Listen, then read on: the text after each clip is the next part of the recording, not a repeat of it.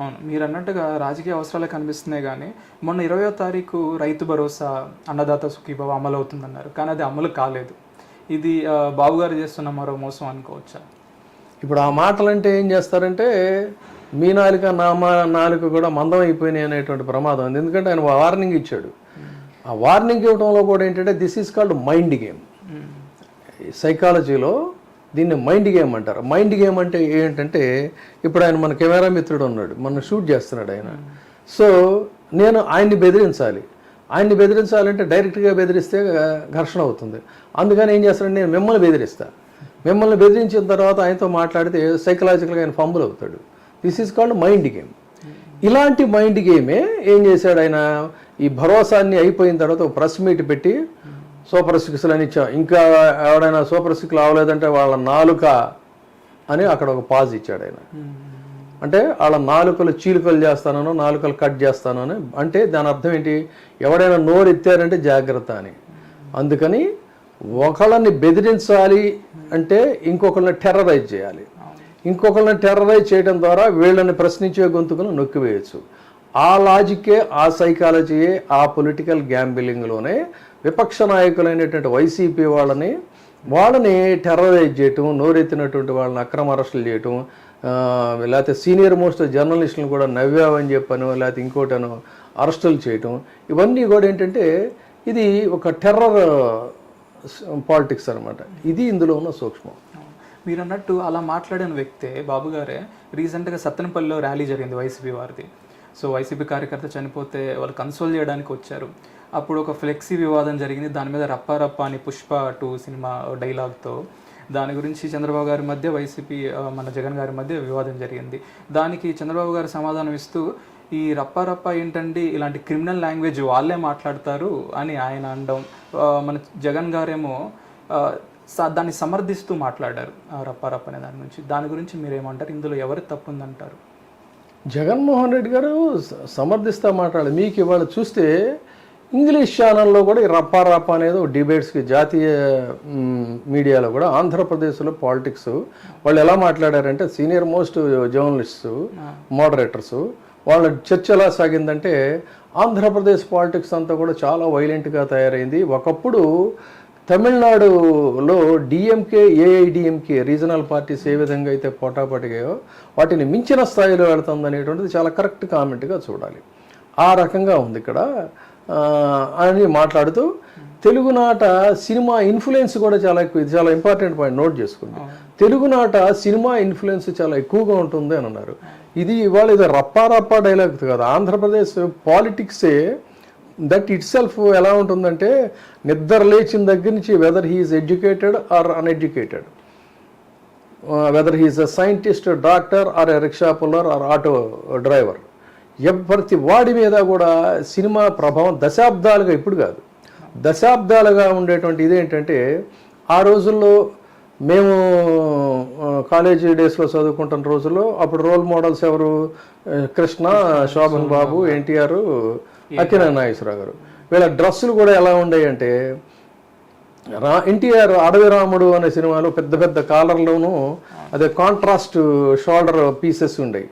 ఆ రకంగా వీళ్ళు కూడా పెద్ద కాలర్లు, కాంట్రాస్ట్ డ్రెస్సులు, సఫారీ డిఫరెంట్ కైండ్ ఆఫ్ సఫారీలు ఇవి వేసుకొని వచ్చేవాళ్ళు. లేదు అంటే శోభన్ బాబు క్రాఫ్ కూడా చిన్న రింగ్ ఉండేది. ఆ రింగ్ ఉన్నప్పుడు ప్రతి ఒడు కూడా దానికి ఏదో గమ్మో లేకపోతే ఇంకేదో రాసేది ఓ రింగ్ పెట్టుకునేవాడు. అంటే how the people are influenced by the cinema. తర్వాత సినిమా డైలాగ్స్ ఈ రోజున మాట్లాడడం చాలా సిన్సియర్గా. రీసెంట్ ఇది చెప్తాను ఏంటంటే, అంటే ఒక అధికార భాషా సంఘం అధ్యక్షుడిగా కానీ దశాబ్దాల కాలం సీనియర్ సంపాదకుడిగా పనిచేసినటువంటి భాష మీద నాకున్నటువంటి పరిశీలన, అవగాహనతో చెప్తున్నా. సినిమా భాష మన భాషలో ఎంతగా ఒదిగిపోయిందంటే అది పాజిటివ్ అయినా నెగిటివ్ అయినా కూడా ఒక సినిమాల్లో వాళ్ళు ఏంటంటే నిత్యం పని చేస్తూ ఉంటారు కదా, ఆ పని చేసే దీంట్లో వాళ్ళకి కొన్ని పదాలు రొటీన్ అయిపోతాయి. వాళ్ళే రైటర్లు అవి రాస్తారు. దాంట్లో ఏమంటే అబ్బచా నీకు అంత సీన్ లేదు అని ఎవడో ఏదో సినిమాలో పెట్టాడు. అది వాళ్ళ నిత్య వాడుక భాష అయిపోయింది. అది అవునా కదా?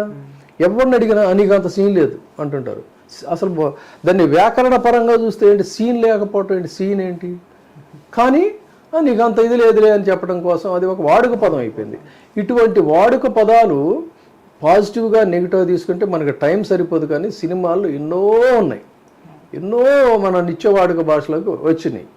ఆ విధంగా రీసెంట్గా ఒక జనాలందరినీ కూడా ఒక యుఫోరియాలోకి తోసేస్తున్న సినిమా పుష్ప సినిమా. దాంట్లో రప్ప అనేది ఇదైంది.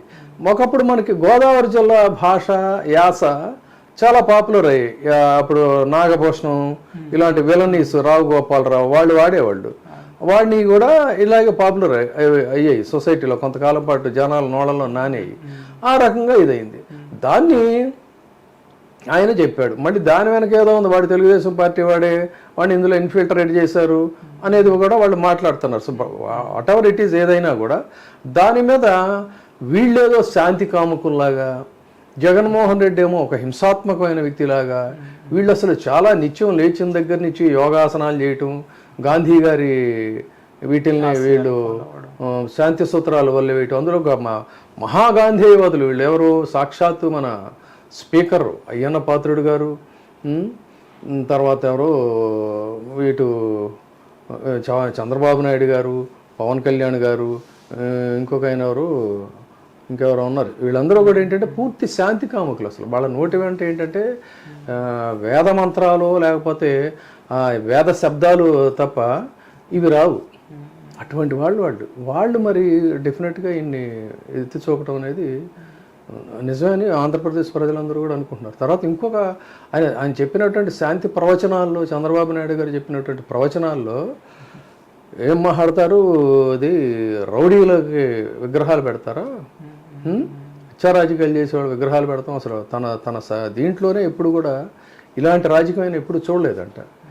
నేను అడుగుతున్నాను, ఆ గుండె మీద చేసుకొని నిజాయితీగా ఎవరైనా సరే చెప్పండి, ఆంధ్రదేశంలో, ఆ మాటకు వస్తే దేశంలోనే, but let us confine to Andhra Pradesh, మనం ఆంధ్రప్రదేశ్ పాలిటిక్స్ మాట్లాడుతున్నాం కాబట్టి, ఆంధ్రదేశంలో ఊరూరా పెట్టినటువంటి విగ్రహాల్లో మళ్ళీ నేను చెప్తున్నాను, మా కాలేజీ డేస్ వరకు కూడా గాంధీ గారి విగ్రహం ఆయనతో డిఫర్ అయ్యేవాళ్ళు, ఆయన వ్యతిరేకించేవాళ్ళు కాదు, ఆయన భావజాలంతో డిఫర్ అయ్యేవాళ్ళు. నేతాజీ సుభాష్ చంద్రబోస్, కాదంటే ఇంకొంచెం ఒక అడుగు ముందుకేస్తే భగత్ సింగ్, ఈ విగ్రహాలే ఉండేవి.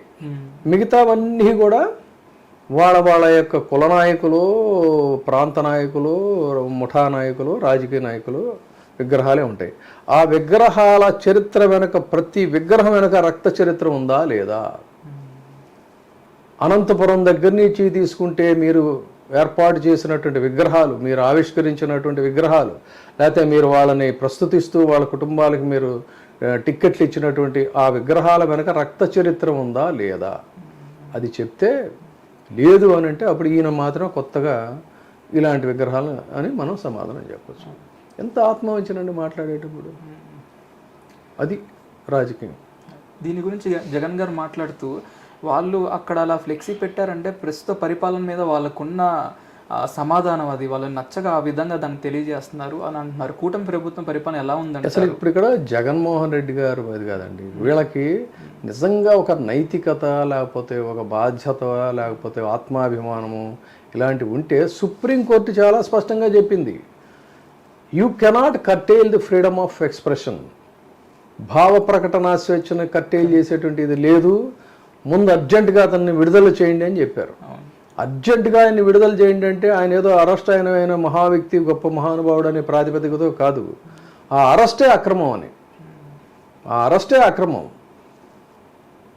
ఫ్రీడమ్ ఆఫ్ ఎక్స్ప్రెషన్, ఒక జర్నలిస్టు యొక్క భావ ప్రకటన స్వేచ్ఛని మీరు కట్టేలు చేయటం అంటే రాజ్యాంగం మనకి ఇచ్చినటువంటి ప్రాథమిక హక్కులను హరణం చేయటమే.